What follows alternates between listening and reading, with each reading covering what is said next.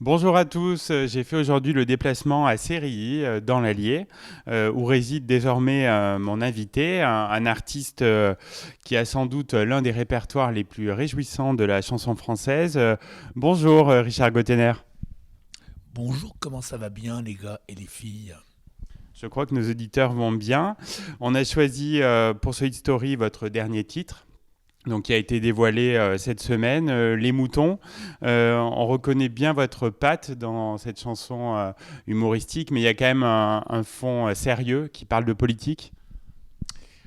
Je sais pas si ça parle de politique. Il se trouve qu'avec l'actualité, ça prend une résonance politique, mais ça parle surtout de l'humanité. Donc le vieux mythe des moutons de Panurge, c'est pas moi qui l'ai inventé, ça reprend un peu ce thème-là, mais disons que on en a fait une version un peu plus. Enfin, le clip prend un peu le chemin de, oui, c'est effectivement d'un truc un peu politique quand même. Ouais. Ouais. Et vous l'avez volontairement sorti, donc entre les deux tours de la présidentielle. Alors cette chanson, curieusement, elle n'était pas faite pour ça au départ. La chanson, elle existe depuis. Je prépare un album et cette chanson était prête. Les élections arrivant, on s'est dit avec mon fils Léo, on s'est dit et pourquoi on n'en ferait pas un clip. Ça prend une résonance particulière. Et nous avons fait ça et on a même pas eu le temps de sortir, on va dire, enfin, pour le premier tour. Donc on s'est retrouvé à sortir pour le deuxième tour. Et il se trouve que ça prend encore plus une résonance tout à fait particulière parce que là, ça prend un relief assez étonnant. Mais au départ, c'est une chanson qu'on voulait universelle. D'ailleurs, vous avez remarqué que c'est pas partisan, c'est-à-dire qu'on ne dit pas, c'est pas un truc où il y a Macron, Le Pen, c'est pas ça du tout. Ils sont là, évidemment, mais comme les autres, il y a, voilà. Et il n'était pas question de faire un truc sur cette élection-là. Il était question de prendre un tout petit peu de hauteur et d'avoir une vision un peu, ouais, avec un regard un peu amusé sur le comportement de nos contemporains. Votre volonté, c'est aussi de pas en fait guider au public ce qu'il doit penser par rapport à ce message en fait, et de pas vous poser en donneur de leçons. Bah, c'est-à-dire des donneurs de leçons, de toute façon, c'est toujours désagréable. Des gens qui prennent parti, je pense qu'il en faut. Hein. Il y a des gens, des meneurs, des choses qui doivent donner leur avis, qui est des artistes qui le font, pourquoi pas.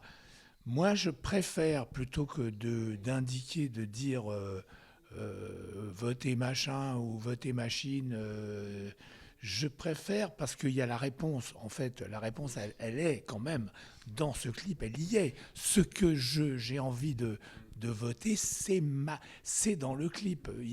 Mais c'est dans le clip parce que ça tient un propos universel qui défend certaines valeurs et qui, en tous les cas, en accuse certaines autres. Voilà. Et cette tendance alors à avoir un comportement de mouton de panurge, vous trouvez qu'elle s'accentue avec le temps? Non, enfin non, c'est pas qu'elle c'est pas je pense pas que ce soit elle s'accentue parce que les médias augmentent la pression. Voilà, je crois que c'est surtout ça. Donc les bonimenteurs ont toujours existé, les démagogues aussi. Maintenant, ils ont pas un haut-parleur, ils ont une tribune élevée avec des haut-parleurs, des milliers de haut-parleurs, et ce qui fait que on peut quelquefois se faire bourrer le mou, dans le meilleur des cas d'ailleurs, le mou. On peut se faire bourrer la tête avec des trucs qui sont pas vrais. Moi, on le voit dans cette campagne, il y a des gens qui se sont pris des réputations euh, indestructibles. Après, on ne peut plus y revenir. Et on ne sait toujours pas si ils sont coupables ou pas des choses dont on les accuse. Donc les médias ont une part importante dans cette histoire-là.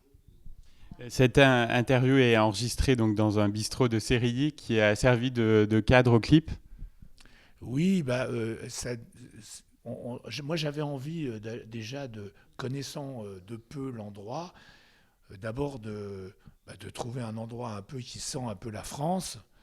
Et je crois que celui-là, il est parfumé français, hein, celui-là. J'avais envie de prendre des gens du cru. Ils sont venus, et ils ont été extraordinaires de vérité. Ils se sont pliés au truc. C'était pas facile parce que ils ont accepté de faire guignol un peu. Donc euh, j'ai beaucoup de respect pour ça. C'est, c'est, ils se sont pliés au truc, ils ont joué le jeu, ils ont été hyper pros et ça donne un résultat assez saisissant. Tout à fait. Et donc, c'est votre fils Léo qui est le réalisateur du clip. C'est agréable pour vous de travailler en famille? Bah, c'est non seulement agréable, et c'est agréable, c'est pas parce que c'est en famille, c'est agréable. Il se trouve que j'ai la chance d'avoir un fils avec qui je peux travailler, mais c'est surtout que le garçon est doué et que on fait, euh, on fait, on fait une belle équipe. On a conçu le clip ensemble, on en a parlé, on l'a écrit ensemble, et une fois qu'on s'est retrouvé sur le tournage, je l'ai laissé faire, je l'ai laissé diriger vraiment la chose. Et c'est lui qui a fait tout le montage, qui lui a un travail de recherche en archives qui est remarquable. Et c'est lui qui a tout fait. Là, je m'en suis pas du tout mêlé. C'est lui le chef, c'est lui qui a fait ça. Voilà. Vous l'avez dit, c'est vraiment très pro, mais vous avez aussi, j'imagine, beaucoup ri sur ce tournage. Il y a des moments où ça a été un peu dur, ouais. Ça a été dur de se retenir de rire, justement parce qu'il y a certaines personnes choisies pour le casting qui se sont tellement investies dans le truc avec un tel sérieux que mais on avait du mal à résister parce que c'est irrésistible. Donc c'était vachement bien, c'est très sympa et les gens ont. Alors, il y a une remarque qui a été un peu générale. Ils se sont dit, mais c'est incroyable le boulot que c'est pour arriver à faire un clip de 3 minutes. Alors, heureusement, le travail, c'est pas fait pour être senti à l'image, hein. Il faut que ça ait l'air facile. Mais c'est vrai que, comme on est un peu pinailleur et que tout se passe au quart de poil, et quart de poil de cul, même quelquefois. Ce qui n'est pas facile parce que friser, c'est moins facile à mesurer, si vous voulez. Donc, c'était. Enfin, on a eu des personnes qui se sont vraiment pliées au truc, qui ont été patients. Ça a duré je sais pas, de 10 heures ça a duré 8 heures. Et pendant 8 heures, ils ont tenu le coup. C'était très sympa. C'est vous qui avez eu la brillante idée d'incorporer les bêlements de moutons dans la chanson? Cette chanson, elle est née un soir un retour de concert avec mes musiciens. Et on était dans une camionnette, enfin pas dans une camionnette, dans un van, avec toute l'équipe et tout ça. Et je ne sais pas qui a lancé le truc. Et d'un seul coup, c'est parti. Et on a passé la soirée à faire des bêlements. On est rentré à l'hôtel comme un troupeau en faisant les baies. Et ça m'a donné l'idée de cette chanson. Je trouvais que il y avait la matière à faire ça.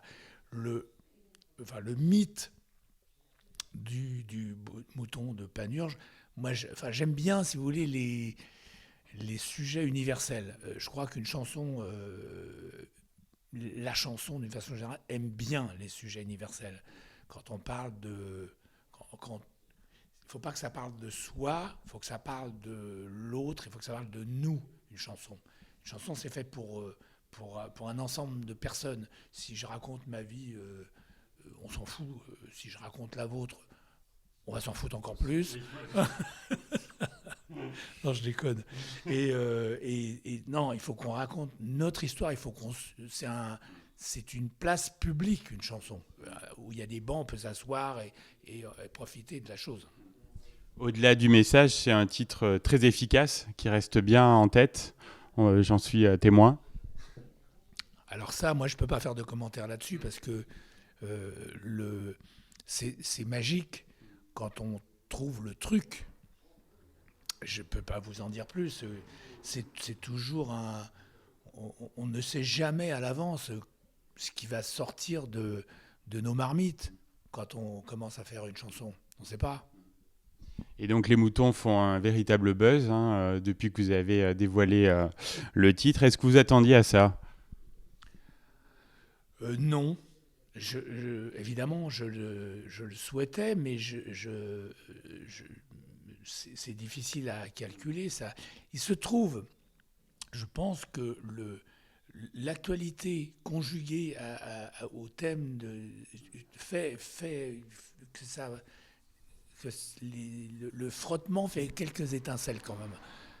Je pense que c'est pour ça, parce que ça a une vraie résonance actuelle, quoi. Et que les gens comprennent très très bien ce qui se passe. Et ça donne, en plus, enfin c'est peut-être un peu prétentieux ce que je veux dire, mais tant pis, hein, si je suis pas prétentieux, personne ne le sera à ma place. Euh, euh, euh, on prend un tout petit peu de hauteur par rapport enfin, bon, moi j'ai vu le débat hier, par exemple, là, euh, si on n'avait pas des bottes en caoutchouc pour regarder le débat, c'était un peu salissant quand même. Donc, et c'était pas de la faute de tout le monde. Hein. Donc, j'ai donc, je sais plus ce que je voulais dire, c'était formidable. Donc oui, un buzz véritable. Et donc ce titre annonce votre grand retour. On imagine qu'il y a un album qui se prépare. Il y a un album qui se prépare, qui est déjà pas mal avancé. Là, avant la fin du mois de mai, on va, je pense, tourner un autre clip dans le coin. Ouais, rien à voir, tout autre sujet. Qui sortira, j'espère, avant l'été. Et puis, alors je ne sais pas si vous avez remarqué, mais, enfin, je vous le dis, mais là, je me passe des médias traditionnels. C'est-à-dire que je trouve que c'est trop pénible d'avoir à ramer pour aller passer chez machin, chez truc. De toute façon, les télés, maintenant, on peut plus faire son métier. On y va pour parler. On y va pour dire j'ai fait un disque vachement bien, on le montre. Au moment où on le montre, il y a un éclair, il y a un projecteur qui passe dedans, donc on ne voit même pas l'image.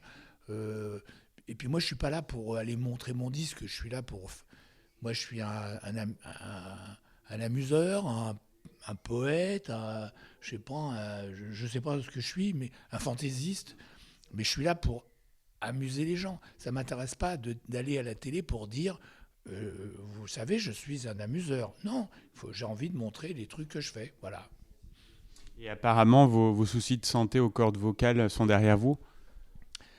Ah, elles sont toujours, elles cassent un peu, elles me font un peu, elles m'embêtent un peu. C'est-à-dire qu'elles m'embêtent dans la mesure où, pour l'instant, je peux pas remonter sur scène, mais je perds pas espoir. Mais en tous les cas, ça m'empêche pas de faire des disques. Voilà. Je peux chanter, et même dans ma salle de bain, et même au cabinet, des fois, je chante. Oui, on a vu des photos sur les réseaux sociaux. Donc vous avez eu un coup de foudre pour le Bourbonnais, donc au point de vous y installer.